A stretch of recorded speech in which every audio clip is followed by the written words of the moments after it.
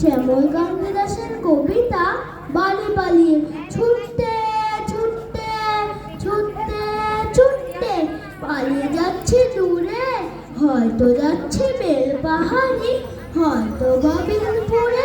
থাকুক পরে school bag, থাকুক না বই খাতা, দেখছি নিয়ে যাচ্ছে নিয়ে ধান পাতা পান পাতা।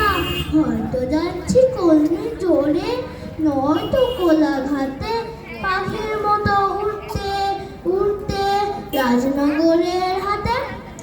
ধরতে আমার পাচ্ছে না কেউ, যাচ্ছে গোয়াল তোরে। একটুখানি জিরিয়ে নিচ্ছি ভাদুতলার মোড়ে, লাল ধুলোতে গা ভরে যায়, শাল গাছ দেয় হাওয়া, সারা চুলে দুপুর জুড়ে নিরুদ্দেশে যাওয়া। খাচ্ছি কিনে চপ বেগুনি, খাচ্ছি তিলে খাজা, বাসি মুগের জিলিপি আর টাটকা সুতি ভাজা। ছুটতে ছুটতে পেরিয়ে গেলাম কষাই নদীটাকে, আপন ভোলা একটা ডিঙি নৌকো আমায় ডাকে। হাত বাড়িয়ে যে না আমি ধরতে গেলাম ঢেউ, অমনি আমার বাহারটাকে খেমচে দিল কেউ।